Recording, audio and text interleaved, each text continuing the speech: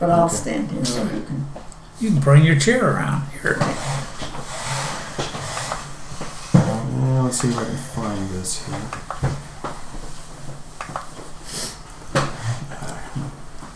Minimize, there we go. I can grab my tea while I'm at it here.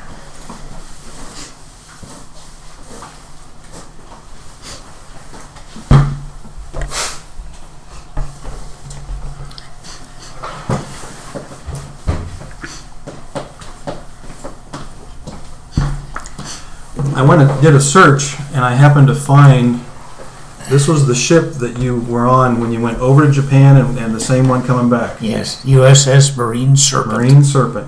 Mm-hmm. I happened to find that out there. Isn't that something? It's sicker than a dog the first day or two I headed out there. Then I got so it you get used to it. See, I can get a little seasick just going over the breakwater, just easy stuff without it getting into the real. Yeah. And then after I got settled down and coming back, we went through a storm and everything, and it was really bucking around, and it didn't even come close then to it. Do you remember any particular part of this ship that you kind of hung out in? No, seemed like I went over about the first day I was out or something, and went out to the rail and just looked at the ocean, just stood there and watched the ocean as it went by. That's after I got over being sick a little bit. Over Ocho. Yeah. Yeah. This was actually built in Vancouver, Washington. Was it? And it was commissioned about a day after you joined the Army. So it was a fairly new ship. And then it went on, and it was around for about 20 years, used in the Korean War, and I think even in the Vietnam War. So it was around for a while. I was actually surprised I found that. Yeah, and then I've got these pictures here of the camps. Yeah, this is Camp Forsyth. That's where I did my basic training. There in, I can't remember the names. I remember. Let's see. That's Sergeant Martin from Tennessee. Liked him real well. That's Captain Taft there. I can't remember the lieutenant's name, but I believe this might be. Let me grab my pen so I can write it down.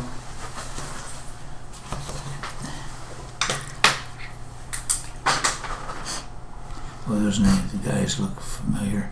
So which one was this, Lieutenant? This is Captain Taft. Okay. That's Sergeant Martin. All right, let me write that down.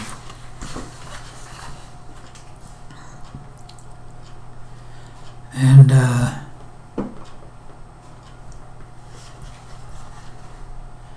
I believe I'm trying to find the guy that did most of the training, Sergeant Mark. I was on the second floor. They had of the barracks, and Sergeant Martin was in charge of the ones down in the first floor, and Corporal Jameson, I believe this is Corporal Jameson right here, was in charge of the second floor of the barracks. I'm trying to find myself, and there I am over there, right there. Let's see. You look like you had a little bit of a tan. I did. I got burned. They had the chin strap that you had to wear your helmet, and they made you wear it under here, and it pushed it up, and I got sunburned there, and then I got infection in this thing a little bit, and so I kind of red-faced on that. This is Sackman. Is that Shaky Sackman there?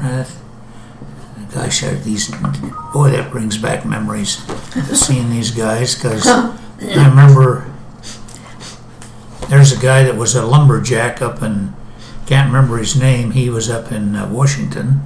We had several of them from Washington that were in the state of Washington. Mm-hmm. Who am I standing beside there? That's Schultz there. And I should know these guys down here. Gosh, saw them lived with them for 6 months, or 3 or 4 months. May, I believe his name was May, little guy back there.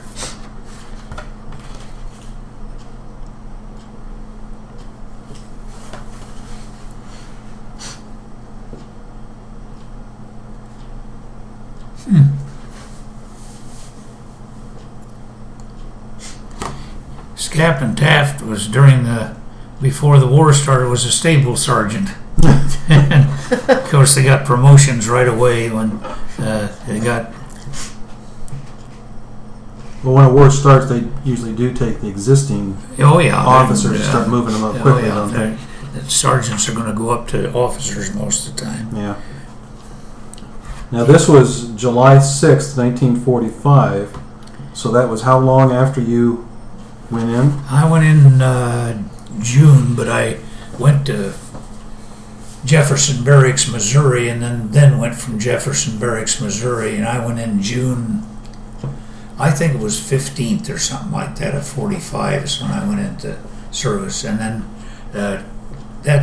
then they shipped us out there and started our basic training.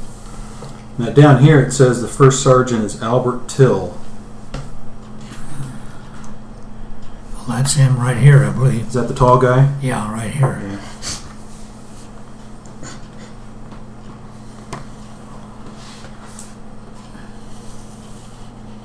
Now, was there anybody else from Kyoto that was in this picture? No, I was the only one. Now, this was Barracks 2078, so all of you live, except for probably the officers, lived in one building, the barracks, right?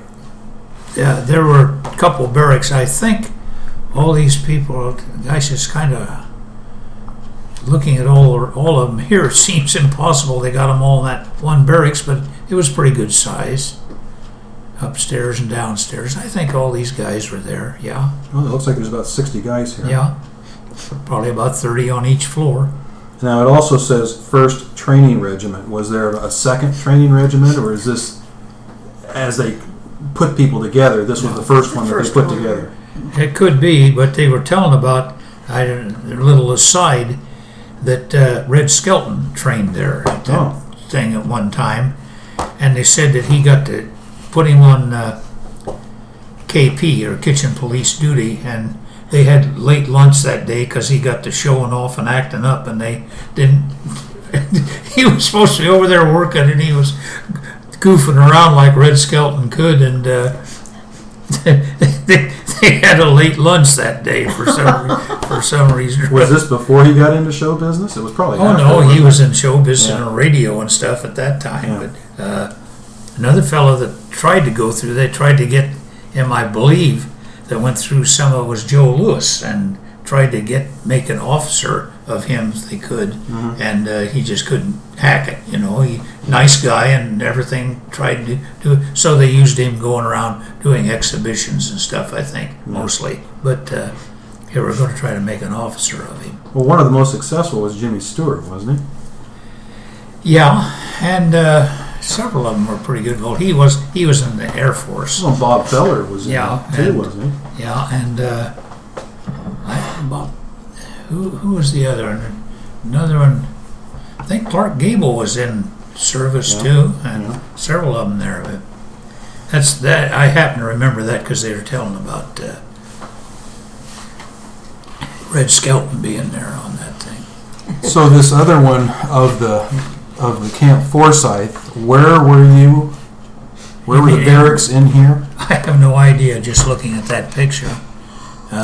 And that was October of 45. Yeah, that's when we went on bivouac at that time in 45, and that was Troop O, and we had, I don't know, the horse cavalry and the mechanized cavalry. We were in the mechanized, but I think these guys were all in the mechanized cavalry here. So now mechanized cavalry is so to distinguish it between that and the horse cavalry, right.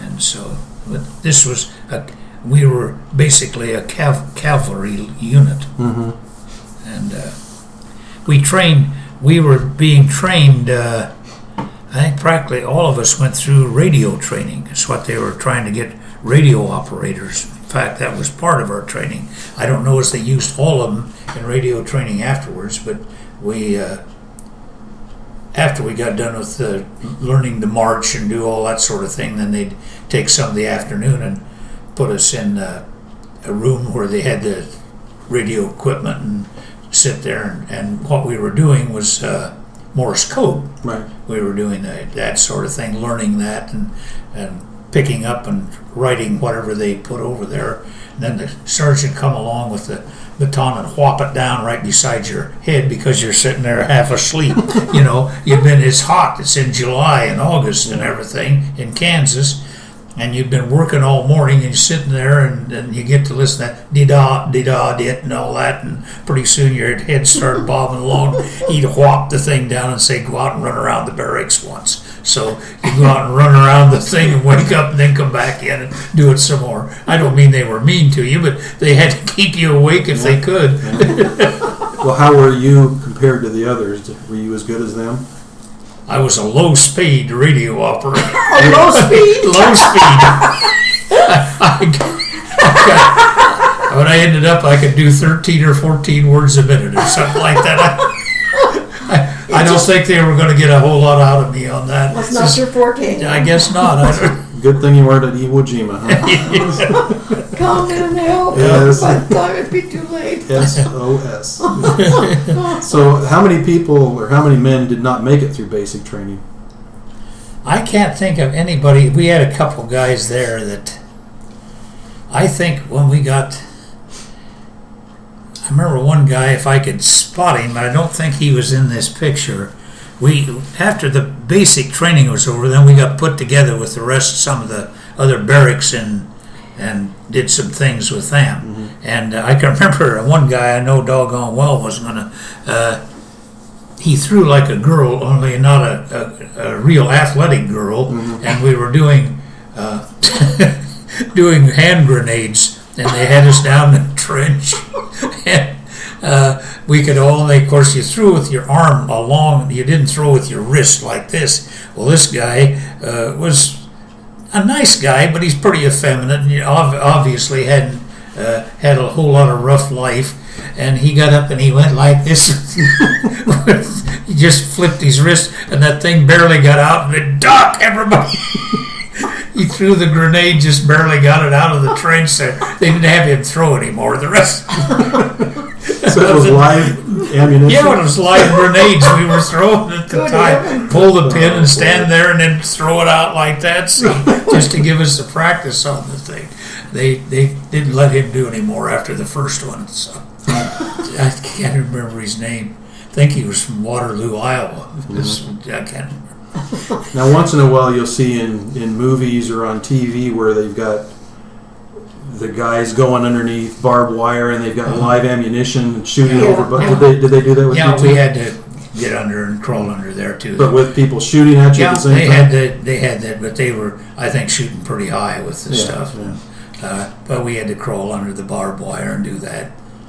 I have one story that you might be interested in. I don't know if I've ever told you or not, but we went out on the rifle range and they were having target practice, and they had different lengths, 250 or 300 yards and 500 yards and that sort of thing. And they put you in a kind of a little foxhole or that, and you had a radio with you, mm-hmm. and they'd communicate, and you were supposed to shoot at some time, or and then I happened to be one of the front ones, and so they finished with us pretty quickly. And again, it was in the afternoon, and I got done with my shooting and laid my head down and went sound asleep. The next thing I knew, one of the guys was standing over there screaming and yelling, "Here he is, here he is," you know. Well, the whole thing is everybody left and went back to where they were going. They didn't miss me, but they missed the radio. There was one radio missing. And I looked up, and there came the thing bouncing along, and the Sergeant Martin, I never forget him. He was real nice, but he was a little upset, and got out there and got me out of the thing and got the radio and headed back. I rode back with the guys, and Captain Taft was there, and he said, "Did you find the radio?" And he said, "Yes, sir." He said, "I thought you'd find a man out there at the same time." "No, damn fool just left the radio out there," or something like that, you know. And he kind of, but I'll tell you, I was confined to barracks for a couple days after that, because he used the F word on me, but he said, "Boy, you done upped." when I was coming back in on the, Yeah. I felt pretty good. I needed the rest. Went to sleep on a rifle range out there, so I don't think they would put me up for Soldier of the Year somehow. Well, in Kansas, you didn't do anything with playing the trumpet, did you? No, I had it there for a while, and I think I even sent it back home because I had no opportunity to do it. Mm-hmm. They had a little band, a nice little band that played for, when we had parades, or when we, then every so often, like once a week, you go down and you were passed in review, and you had to stand there, and they just all part of the ceremony, and the band would march you down there to that. But I never was even considered for that because I was in basic training. They weren't going to do anything till I got done with that. Yeah.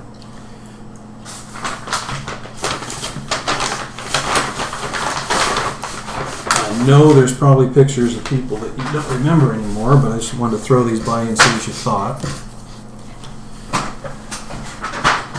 Now that's a picture I thought I gave to Larry Sanders at one time there, one like that in Kyoto. He's never gotten the picture back to me. He was had this idea of putting a great big memorial monument or something with everybody's picture that was in World War II and all the rest of them in there. But it was like that picture? Yeah, I think it's the same one, very frankly. Just bigger? Now, Wally, who do you think that is? Don't remember. A lot of ribbons there. Yeah. Yeah. So that must have been taken.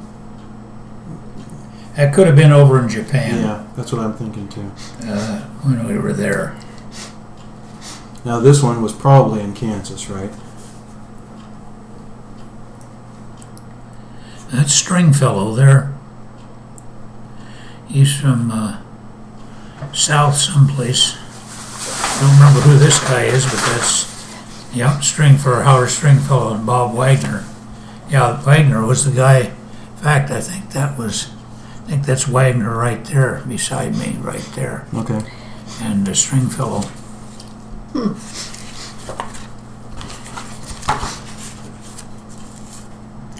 Now I don't know where Stringfellow is in this big picture down here.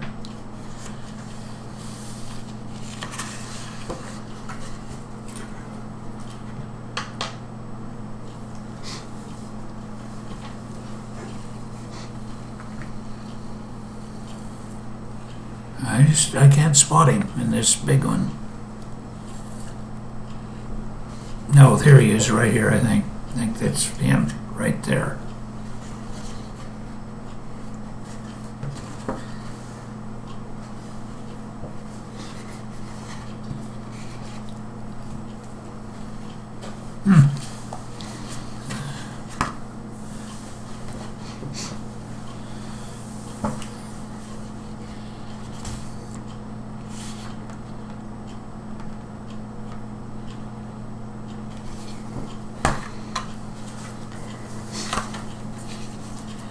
Oh, that's Rudy Slovic. Yeah, from Chicago. It wasn't, see how I had to go forward, you couldn't see me. I was so skinny, so how thin I was there. I weighed 156 pounds or 58 pounds or something like that. When you went into the Army? Or at one point? Just about. I went in and came out about the same weight. All right. Now that's pretty far away. Oh, that's a couple guys in Japan there. Outside of our barracks. There. I don't know who they. I just can't tell. But that was in Japan near Tokyo? That's at Camp Osaka where we were at Camp Drake. Why don't you get my glasses in there? Over on the side where I sit there. The first ones, not the second ones. I'll see if putting it up I can see it any better. I don't know.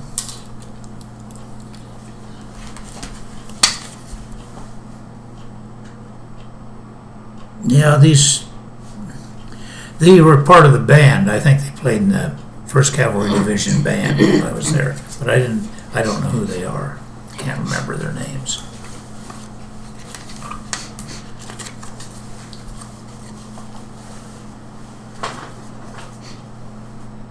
Well, that looks like, as dark as his face is, that's me, and then that looks like Jack Mannery. He was from Texas. That's again in Japan. And he was in the band also as trombone player, I believe.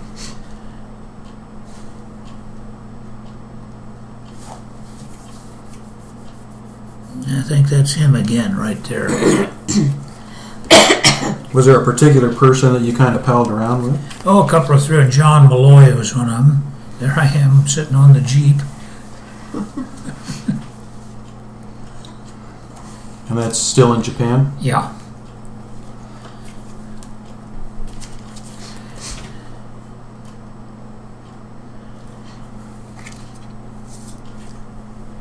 Now these are guys. Here's a bigger one. Okay. He was cook. Cook, or his name was Cook? No, he was one of the cooks. That's Rudy Slovic. It's Bob Wagner. Right under here. Oh, well, there's the names there. And that's Miller. What's this? Is that from, where's Steve Chulnik? Chulik? Yeah, T4 right there. Front row from left to right. Rudy Slovic, Steve, Harold Noble. I don't. Harold, back row from left to right. Bob Wagner, yeah. Ray Miller, myself, and Buford Robbie, yeah. Cigarette, just part of it. And these guys were? These were all people that were in the basic training here at Fort Riley. Okay, so this picture was in Kansas? That's in Kansas. Okay. Yeah. We're not in Kansas anymore. Well, that was part of what I was trying to figure out, was which ones were in Kansas and which ones were those are in Kansas. in Japan. Yeah. I'd like to be about half that skinny again. Almost count my ribs. Now here's an even smaller pictures. Oh my gosh. Oh, we wonder why we bothered. There's so little you can...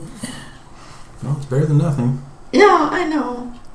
Well, that's Japan again, I'm pretty sure. I believe that might be Chuck Flanders from Des Moines. He was in Japan. He played trumpet. Which one? This one right over here. On the left? Yeah. But I'm not that positive about it. But that's in Japan also.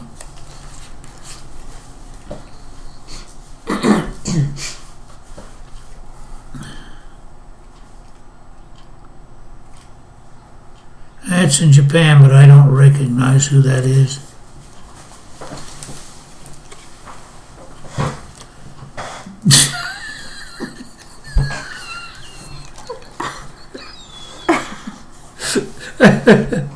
I don't know who was hanging from the thing there. We're putting on the show, act like you're going to kill him, but just a bunch of guys having a little hijinks there. I don't know who it was. Now, was Camp Osaka the only camp that you were at in Japan? I started out in Tokyo itself. They had me on guard duty.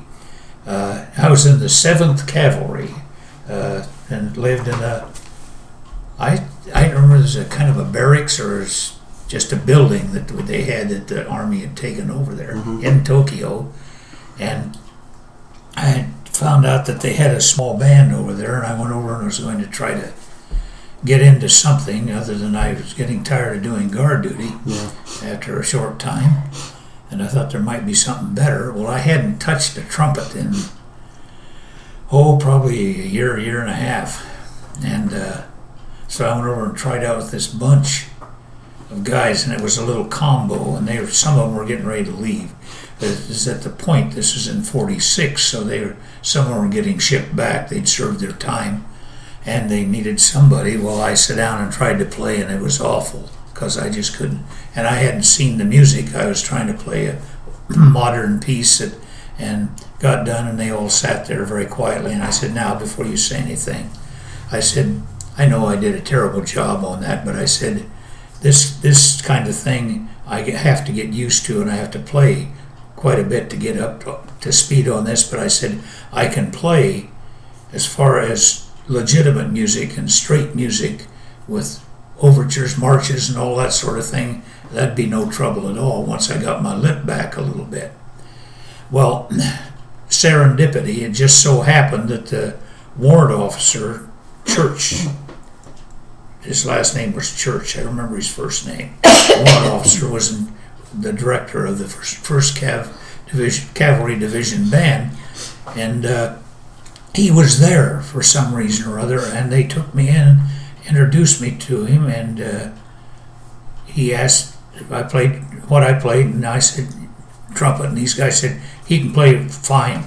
One said he'd be just fine for you, or something like that. So about the next day they shipped me to Camp Drake there, Camp Drake was the West Point for the Japanese at one. That was their place where they did a lot of training, and that's where the first cavalry was located then. Was in Camp Drake in Osaka. They have an Osaka, Japan, but this was Osaka, Asaka, and so it was Camp Osaka. Osaka. Well, it was Camp Drake, is what it was called, but it was in Osaka, which is about 14 miles outside of Tokyo, and so I joined the band and got in, and that's where I spent the rest of my time while I was in Japan.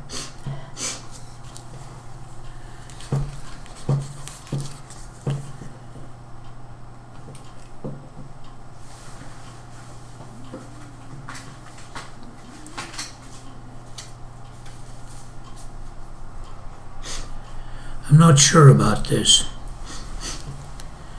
I'm not sure whether this is Fort Riley or Japan, and I have a feeling it's Japan, but I don't recognize the guys. Well, it's as small as the other picture, so I was thinking it probably was. And I don't recognize any of them. Oh, that's Benny Benoit. Now I recognize it. This isn't in Japan. This is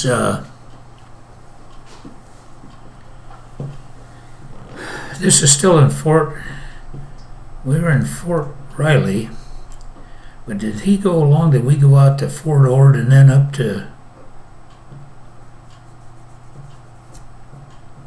And I think we went to Fort Ord, and he was in on that too. Is Brooks in there? I do remember him. I think this is Benny Benoit. I don't recognize the others right away. He's second from the left? And he's the middle in the back. Oh, in the middle, okay. He's from 5757 Magazine Street in New Orleans, Louisiana. I remember Benjamin Benoit.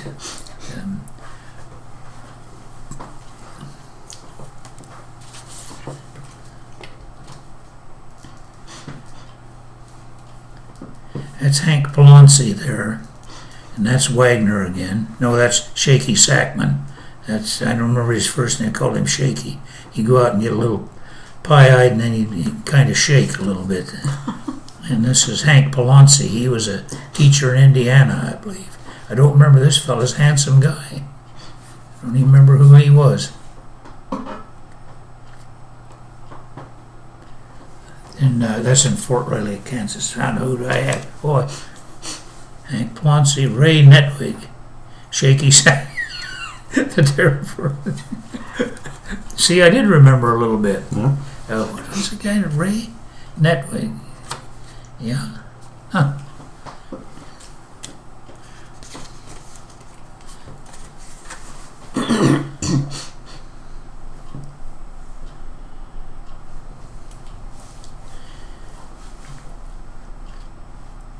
That's in Camp Forsyth or Fort Riley, I'm pretty sure.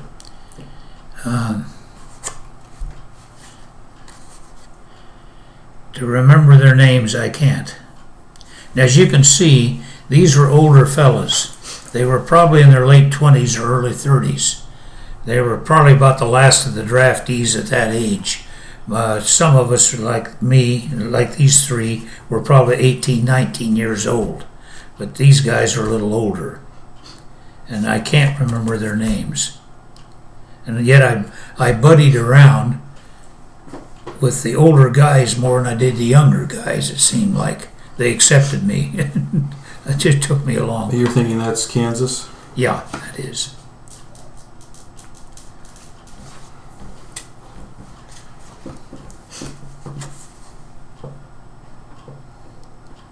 Same guys. I don't remember who this fellow was. That's in Kansas again. Is that the same fellow that was in one of those other? Is that?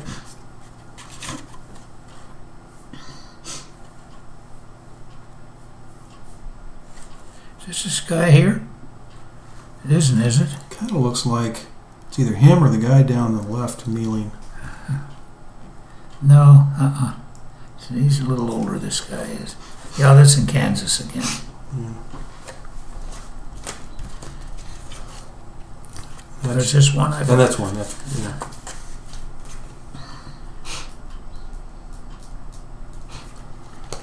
That's still in Kansas.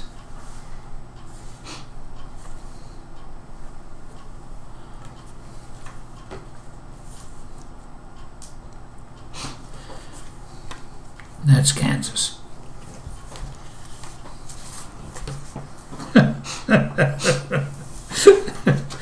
I think that's Benny Benoit again. That's in Kansas. Well, that's probably him there too, isn't it? Yeah.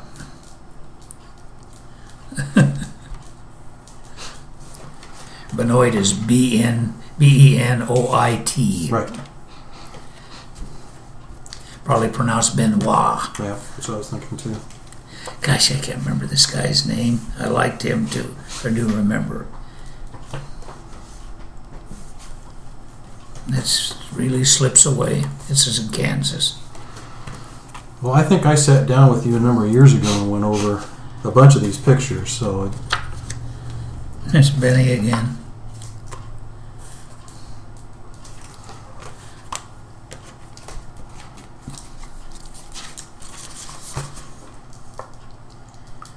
We had him before in a picture, didn't we? I know we had him in Right. a picture. But did I identify him? no, I don't think so. not in that picture, no. No. And I don't know who this is.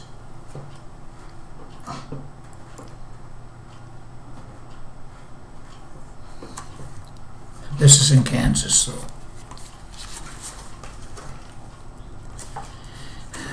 Did I have him identified some other? No, I didn't. Another older fella that I can't. He's in Kansas. One of the.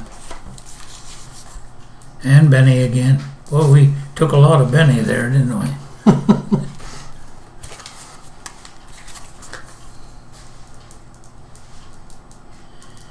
This is in Japan.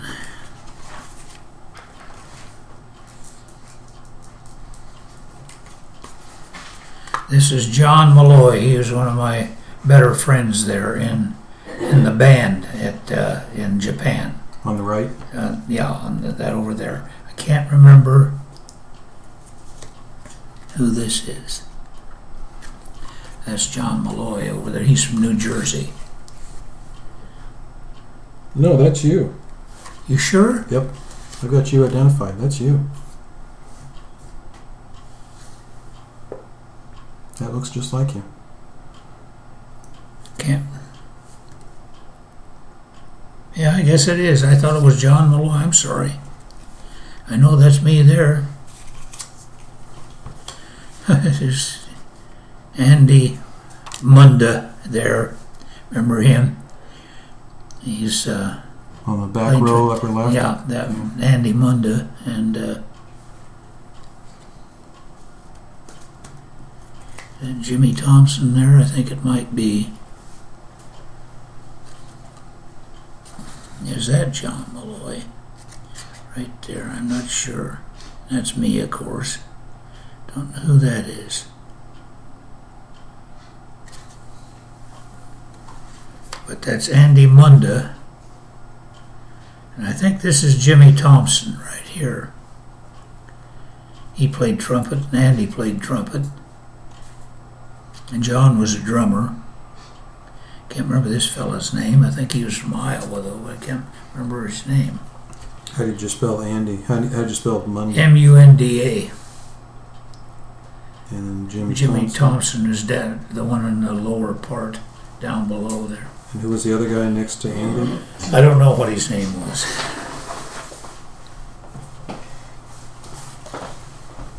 And then you're second from the left. Wait a minute. No, I mean Second from the right, I mean. second on the right, and I think that's John Malloy John in the Malloy. middle, next to me. And this was in Japan? Yes.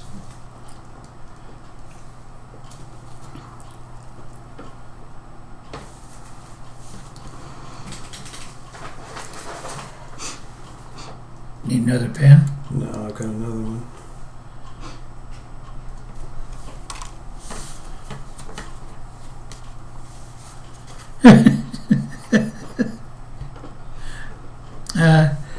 He was a guy, a little story about him. Nice guy, but he'd get a little mouthy sometimes, and he came home and he was a little worse. This fairly early in the evening. But for some reason or other, either that or he just was running off of the mouth, and some new contingent of troops came walking by. Well, they all happened to be Oriental, Japanese or something, and he had his head out the window yelling stateside commandos and things like that, see? And first thing I knew, he was out in the hall, and two of those guys were pounding the living daylights out of him. And I walked out there and stepped between and got them settled down after they punched him up a little bit. And then he didn't leave it alone. Then he went up and became good buddies that went upstairs, because that's where they were living, in the same barracks, living up above. And he went upstairs and was buddying up with them or something. And then one of them came down and was going to give me trouble because I hadn't protected him enough. I said, what was I supposed to do? I walked in and got him. What else could I do?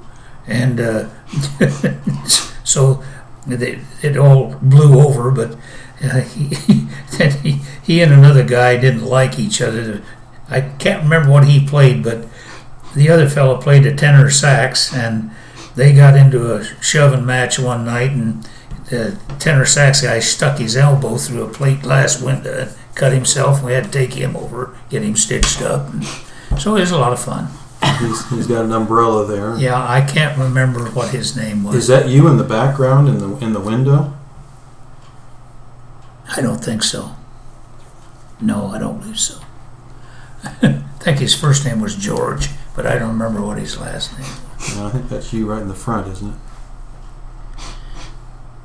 No, I think that's John Malloy. I don't think that's me. Yeah. It's in Japan again. And what time of the year do you think this was? Well, it had to be. We went there in May, and so I was there from May till October, and so it had to be during the summer sometime.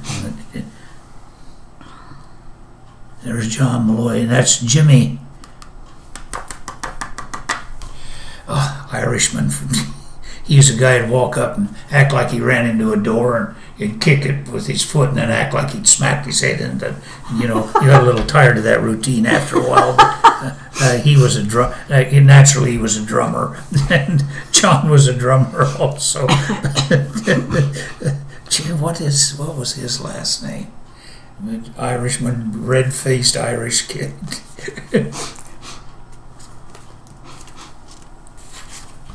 And that's Rumpelstiltskin. That may be me standing beside him there, I don't know.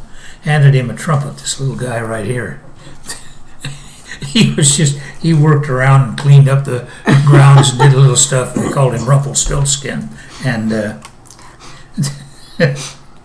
yeah, that's what you got written on there, playing the trumpet. That was about the day I got ready to leave, I think, in October, getting ready to come back. I think they did that kind of a going away deal or something. Were there a lot of Japanese at the time that were just kind of scrounging for jobs with the Army? I didn't notice. You weren't aware of that particular. They had the ones that helped out and did things, but mostly we took care of our own stuff, and they were around there. But now, when you guys went off base, were there certain areas that you went to do some shopping that you were allowed to go to, and other areas that you were told to stay away from? They didn't particularly restrict us to do anything. If I went to Tokyo, at what they call the Ginza, which is the kind of the shopping area there, and went to the PX, I didn't run up and down. I didn't speak Japanese, only pidgin Japanese, and so you usually just went to the PX and sat down and had a sandwich or whatever you wanted, and then went on home. Some of them, I remember some of them would get on the weekends, if they didn't have a parade to go or something to do, would get a Jeep and went up to Mount Fuji and over to Hiroshima and I believe, and every day I wasn't a big. And now there's a good imagine a bit of raid at that time, even the predator. So What you used the time, yeah. I think you did come in. I suppose I'm not sure. I never thought about it. I can show So you you. did anymore? They take out of my check. I was typical. So there wasn't much savings that went on. How many years did that bond to mature? I think it was 10 years. What level were you? Oh, but you should get home.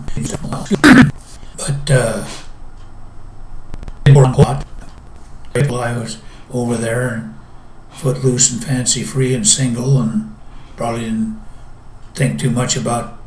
I wasn't in any danger or anything, so just to be very sporadic as far as any communication. So who did you get letters from? Your mom mostly? Yeah, I didn't get it from anybody else that I know. Did she ever send any packages? She did when I was in I'll get you some. service in Kansas. She'd send stuff, and I know the guys from some of the other places.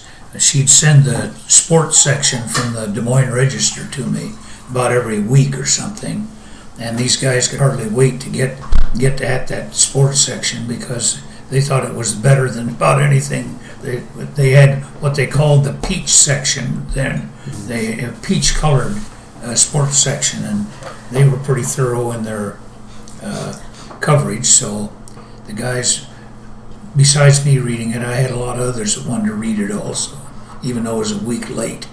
Did she ever send any food? Yeah, sent some cookies and things like that, and I'd put them up on the thing, and I'd say, eat what you want, but leave me a little, and so the guys would come over and get some cookies and things. Usually they were, by the time they got there, they were crumbled up a little bit, but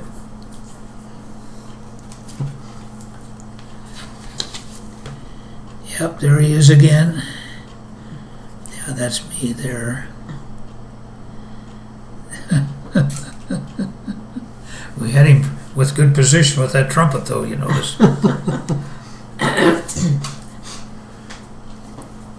John Malloy again. He was double jointed. You see his arm? He could take his arm, put it clear around and double joint it and lay it down flat back of his head. It just hurts you to look at that Yes. almost.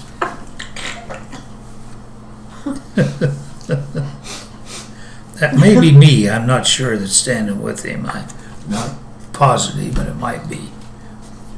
Probably. If I could tell which is up and which is down, it would help. Oh, somebody sleeping there? Oh no, sitting on the bunk. I have no idea. Looked a little like a guy named Roland Pettit from Otsee Lake, New York, but I don't know if that's him or not.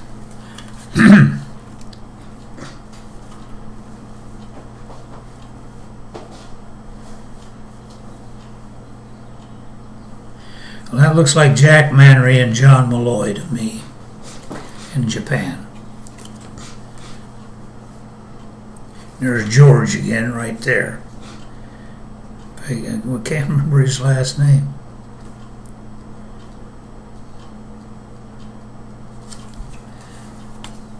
Japan.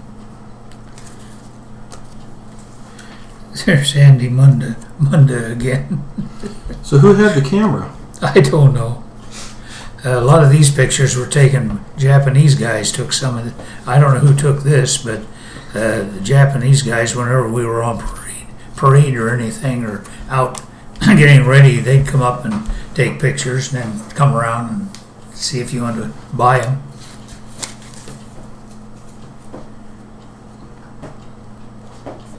Not sure. Not sure who that is. It's in Japan. This is in Japan also.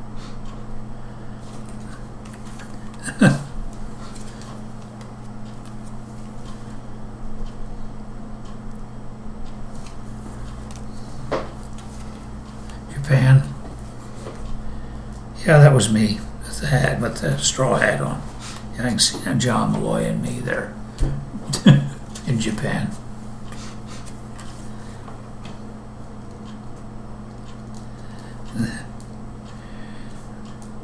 There's a guy getting ready to go to his with the mess kit there.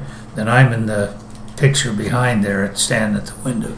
Well, that's the umbrella again. Yeah, I don't know who it is holding the umbrella.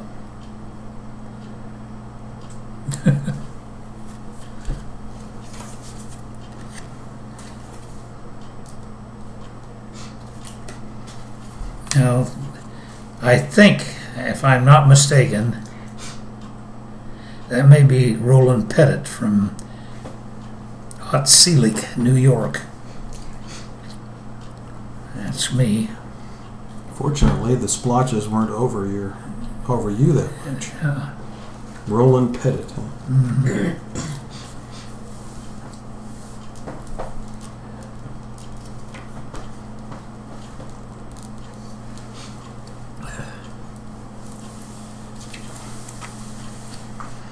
I like this picture a lot. It's unfortunate that it's torn, but I like that. Well, that's George again, and John Malloy.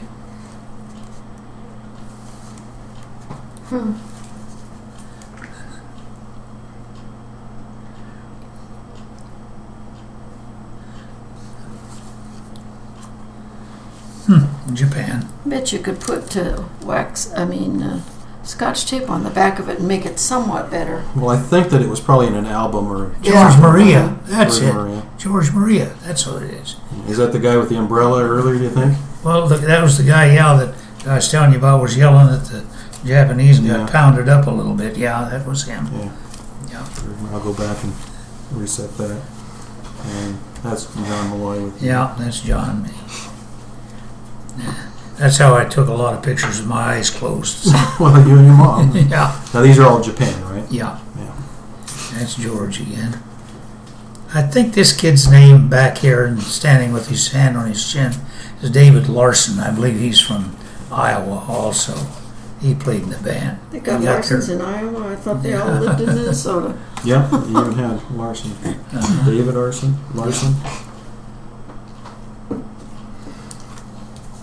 That's our uniforms for marching in the band. That's George Maria. That's Jimmy Thompson here. And that's David Larson, me, Roland Pettit, and John Malloy.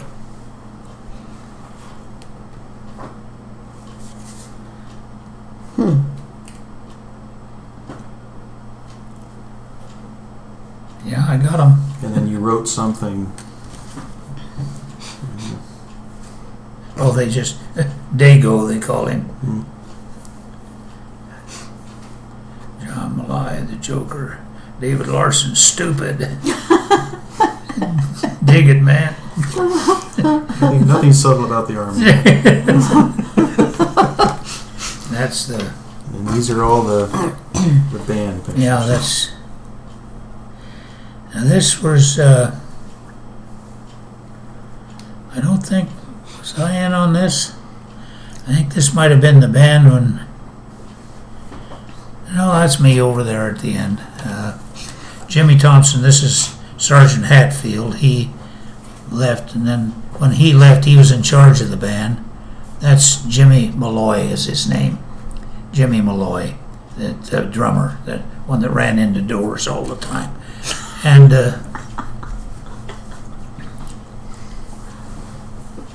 he left, and then when he left, he put me in, they had me take over the band, charge of the band there. We played at enlisted men's clubs, officers' clubs. Did I have any of them identified there?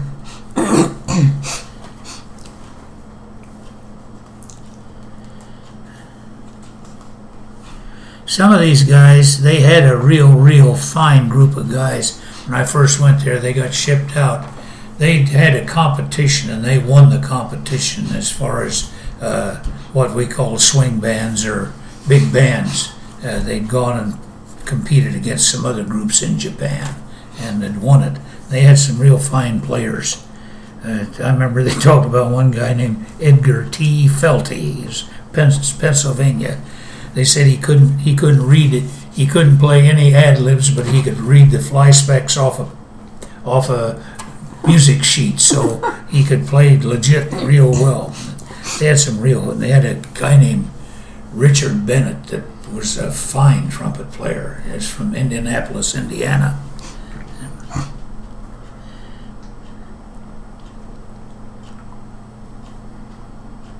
Well, the first picture you were talking about was number 58, so I want to make sure I go back and identify that one. So, Yeah, pretty soon.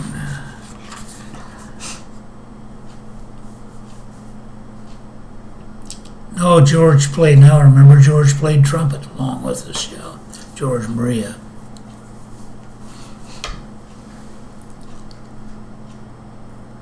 Guy doesn't look very interested over here playing the piano, does he? Maybe there wasn't a piano there. I don't know. that looks like that would have been a No, pretty setting. No, that might be. I don't know if there's that roof garden in Japan or not. Looks like this ceiling's wide open. See, that's where we were playing on the roof garden in Japan, and the small earthquake started while we were up there on the 6th floor. And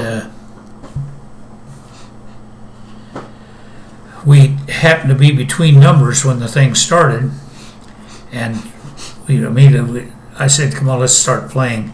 And when we had the next number up and we started playing, it's the only time anybody ever clapped for us and when we got done.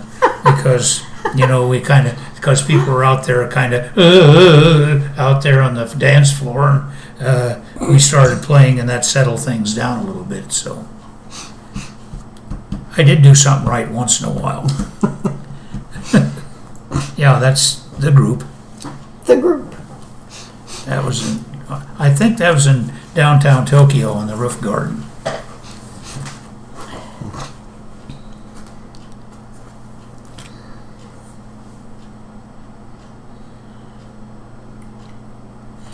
Well, that's Sergeant Hatfield there. Is that Hatfield? Looks like him. He doesn't have any stripes on. Huh. I don't remember him. That's David Larson. There's me. That's Jimmy Thompson. Drums right behind us. Yeah, I'm right there. So that's Yeah, Hatfield, you. I think so. Larson, Sellman, Thompson. This kid's from, can't remember his name, is Bob, I think. He's from Council Bluffs, Iowa. Can't remember. Oh, there he is. I was hoping you'd see him. We called him Owl Fisher. If you looked at, I said, "Why do they call you Owl?" And he went like this at me. I said, "Oh, I see now."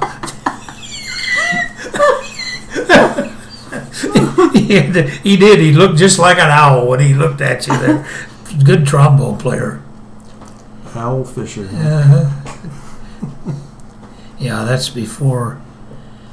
That was before I was in the band, I believe. Oh, there's Henry Swanee from Tennessee. Lisbethton, Tennessee. I took over his bunk, or we had, just not. We didn't have bunk beds, but I took over his bed when he left, and I had either 2 or 3 mattresses on it. I was in the lap of luxury on that thing. What was his name? Henry Swanee, Swanee, and that's of course Sergeant Hatfield sitting beside him with the trumpet, and I'm not in the picture. That's a different band.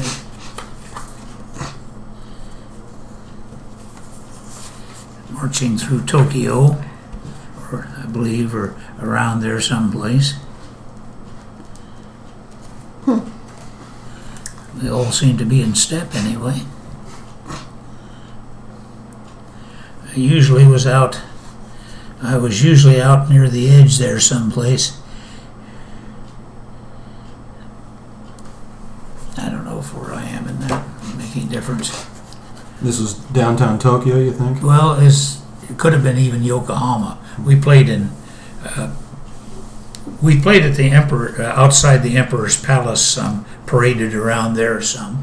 And Well, that must have been a jab at the Japanese just doing that, wouldn't Yeah. it? Oh, my goodness. I don't think that in any of these pictures I see you guys marching past anything that looks like it's been bombed out. no, down there it wasn't. Yeah. It was near the outskirts is where it mostly got hit, I think. I don't remember what the name of the hotel was, but in Tokyo there was that one by Frank Lloyd Wright. Did you ever know that existed or see it? I saw it, I think. Did you? Yeah, these were before I got in the band here. There's Bob, whatever his name is, from Council Bluffs. Can't remember his name.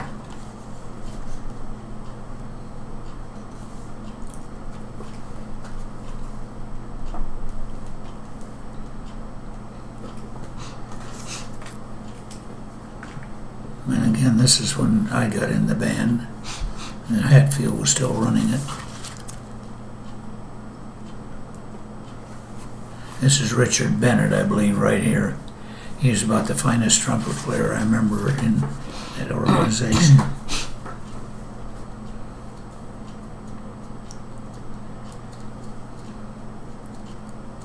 Did they carry on this band when you got back also? Back here? Back to the United States? No. They just split up little by little. Just were there playing.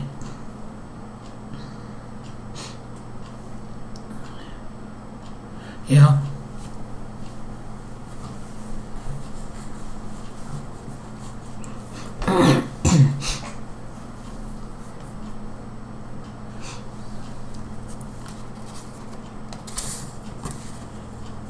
Now that's on top of the... Yeah, that's the roof garden again. I think that's Andy Munda there that played the saxophone.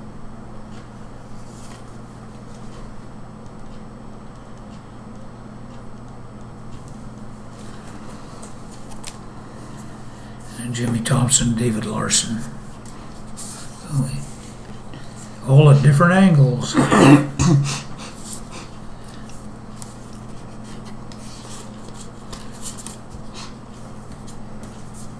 That's the guy there. He's sitting there with us. He drove us over. He rode in a 6x truck. That's how we went from place to place. We didn't have luxury automobiles.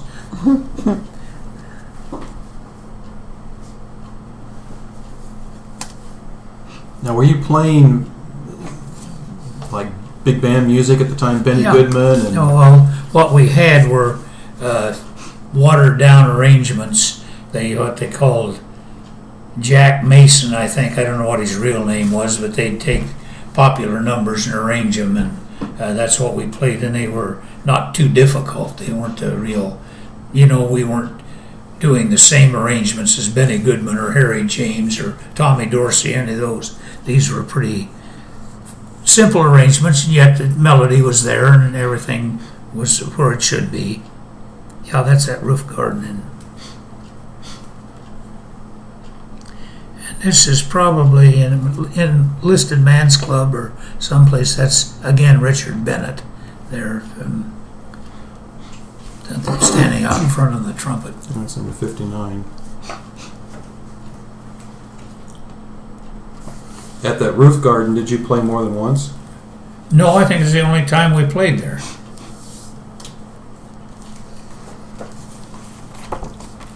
Probably didn't want us back again. There I am in all my glory.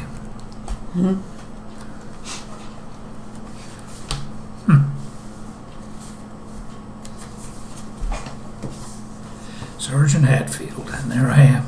I think I'm just having a cigarette at the time and blowing the smoke out. Looks like. I thought when I first saw this picture, and it's number 86, I thought that you were just kind of like resting your lips or well, it could have been blowing them a little bit. I just the way it looks like to me, that I think I see some smoke drifting up there. I think you're right. And I think I was probably having a cigarette and probably and playing along, and I decided to blow the smoke out and probably got back on playing the trumpet again.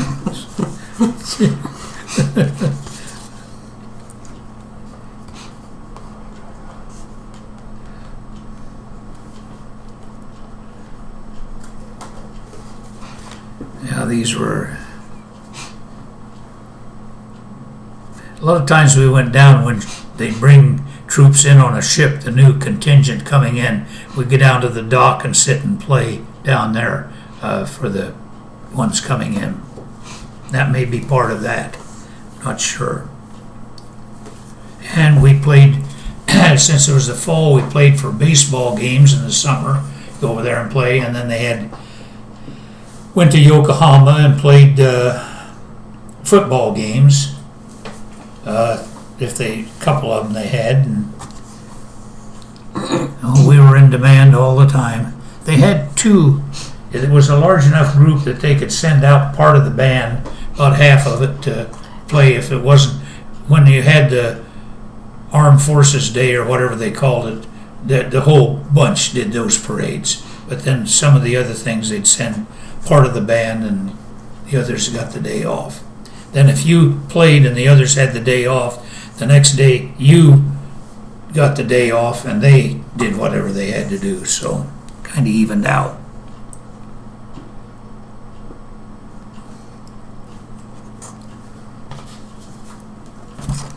I like the patches on the arm here. Mm-hmm. Cavalry patches. Yeah. They called them horse blankets. That's what we... See, the first kid. Yeah. Jimmy Thompson and me there. And that's Warrant Officer Church there.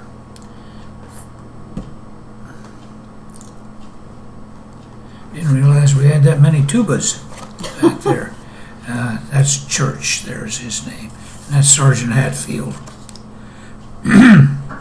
He was kind of the right-hand man on that, I guess. It looked like I guess we had instruments. Oh, yeah.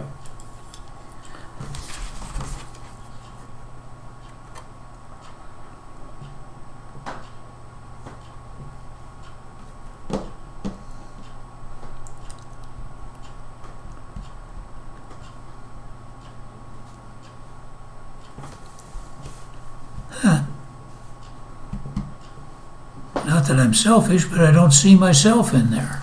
Do I have you identified on the back? Yeah. Yeah. So you're over here. Oh, here I am, right here, am I not? Yeah. Oh, there it is.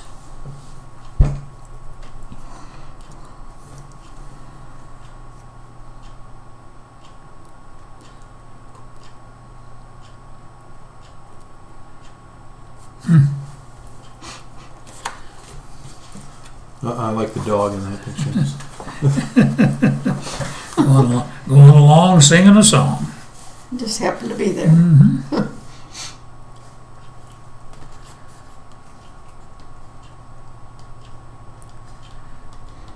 Lines are pretty straight. Yep.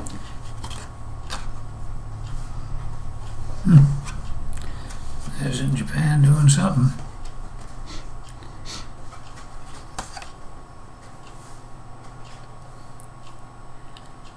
I wouldn't be too surprised if this is around the Emperor's Palace here or something. Pretty good sized group there. I'm not sure. I don't think you need to write that down because it might not be so. Number 80.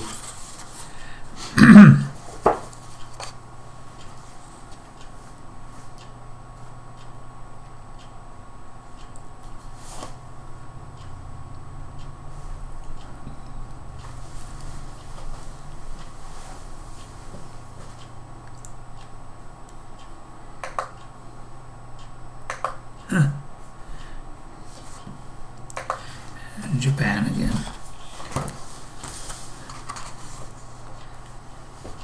That looks like that could have been in the streets in Japan too. In Tokyo or around there someplace.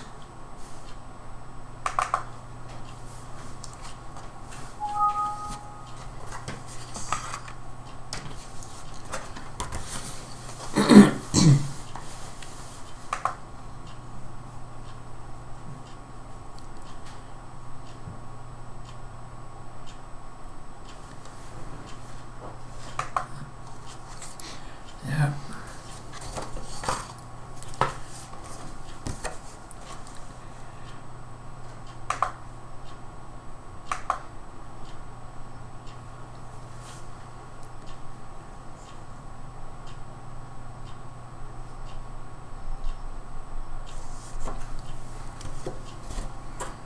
Can't really tell what the music is. I don't think it's clear enough.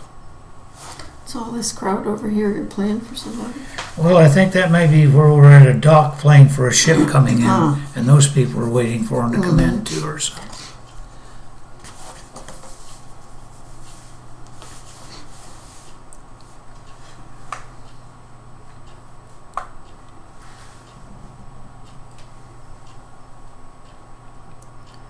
Looks like I'm hiding behind my music there. Yeah. Is Maybe. that you? I think it is, yeah.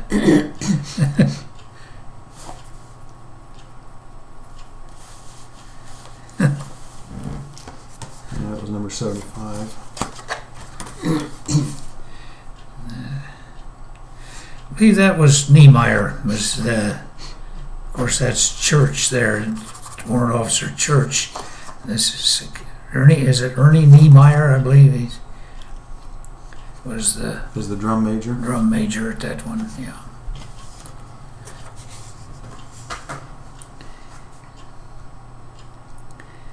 Obviously, we were playing for a football game there.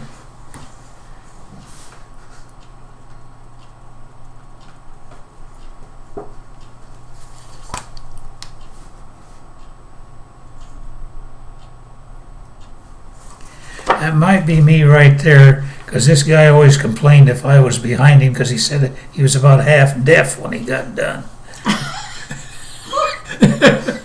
He was a clarinet player, and I somehow ended up right behind him most of the time.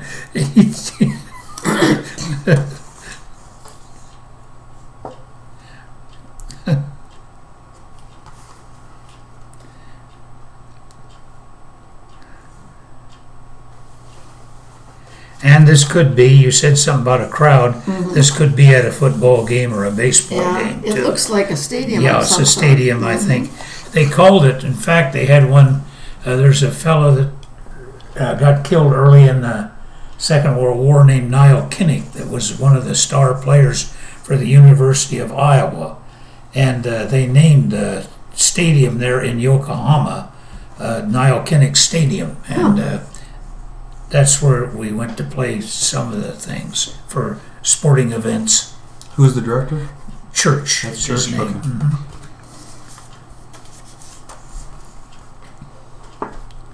Same picture as before, I believe. Same one as Yeah. before.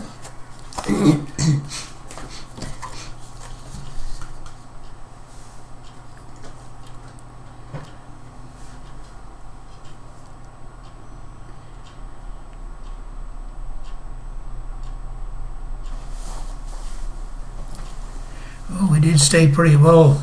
Look at those feet. Stayed pretty much like we should, didn't we? Yeah. Good lines.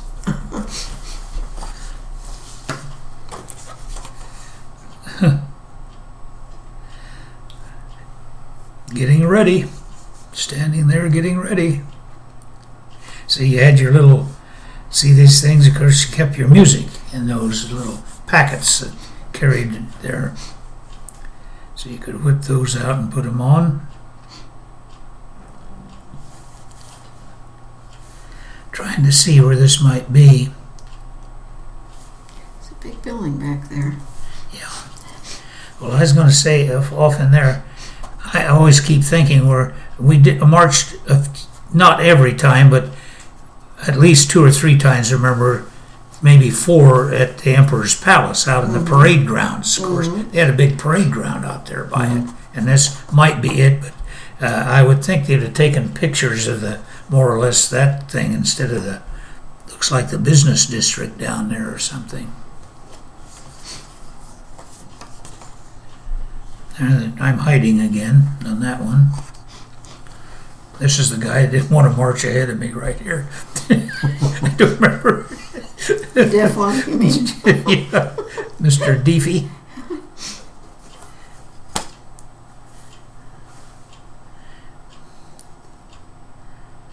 I think this may be the Emperor's Palace here. Off in that area someplace.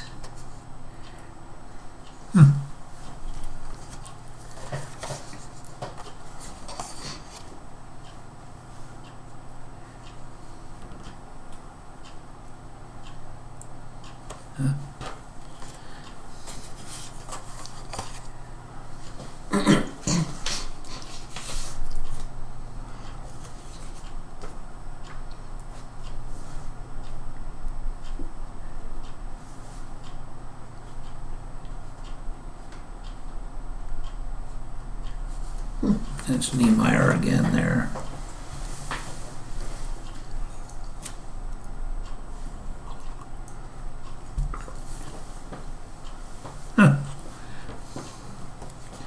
These go back, I think, back to Kansas.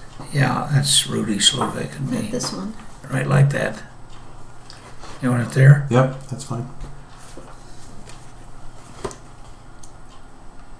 That's Jimmy Malloy and Sergeant Hatfield. Can't remember Sergeant Hatfield's first name. That's Hatfield there? No, That one's that's Hatfield. That's Hatfield. That Malloy is the drummer. Hatfield is a trumpet player. Don't know who this is. Probably the same one I've said it was somebody else sometime.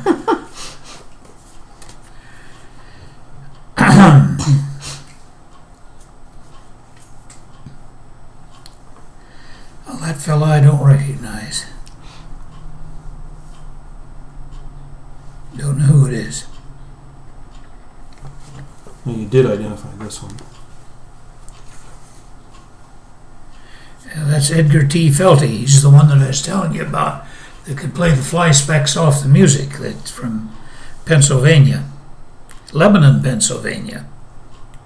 But he couldn't add the... Well, he didn't ad-lib for particular, but he was a good, solid trumpet player. They had a bunch of fine musicians in that first went there. This is at Kansas, Fort Riley, Kansas, What is this fella's name? He's such a nice guy. Both these guys are real. I think his name is Ray something. Can't remember this guy's name. I like both of them real well. That was in Kansas then. Mm-hmm.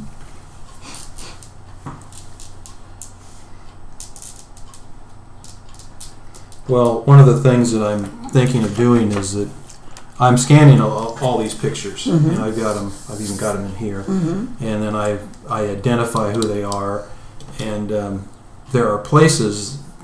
There's one called the United States Military History Institute, and they take donations of anything: pictures, letters, uniforms, guns, I guess, and I'm thinking that at some point I'm going to donate all the military stuff that I have to them, at least the pictures.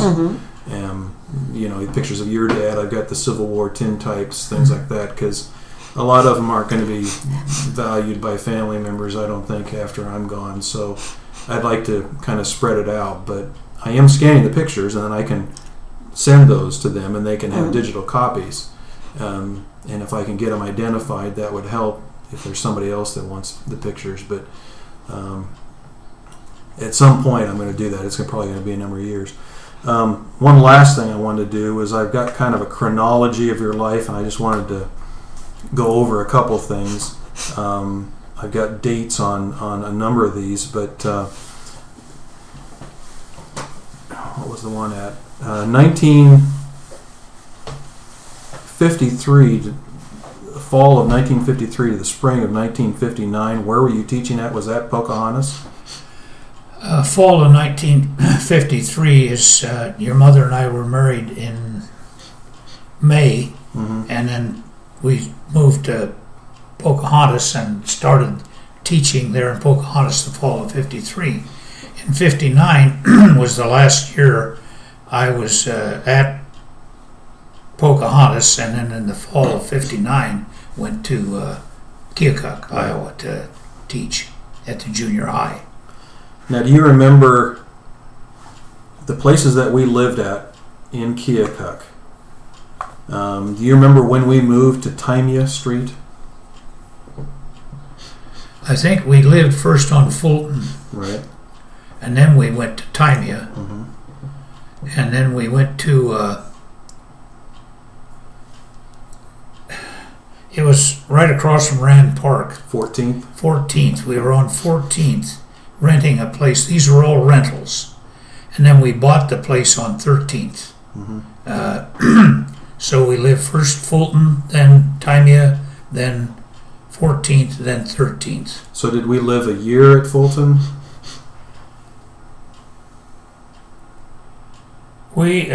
You went to school there. I went to kindergarten when I was at Fulton, and then I Okay. went to first grade at Timea. All right. Then we lived there 1 year. Okay, and then second grade I went to Torrance, so that would have been 14th. 14th. Okay, so then From there on, you lived in 1963 is when we moved into 13th. Because Kay got real ill that summer, I remember. She was pretty small at the time, 3 years old or something. Yeah, she's 3 years old. yeah. She got sunstroke or something that year. We just about lost her. Now, was it Mom that found her outside like that? I seem to recall being there at the time. I think maybe I noticed it also. Well, the thing that we were not aware that what was going on, you see, Norma and Roger and the kids had come down to visit, and we were out running around. It was in the middle of summer, and you know how hot it was, hot and humid in Keokuk. And I think you went to a movie and she sat in the car out there,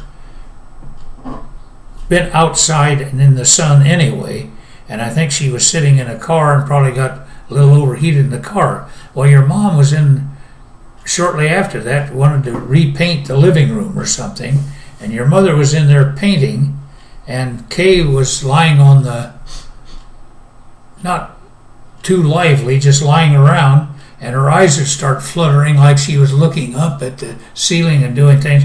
Well, what she was doing was, there's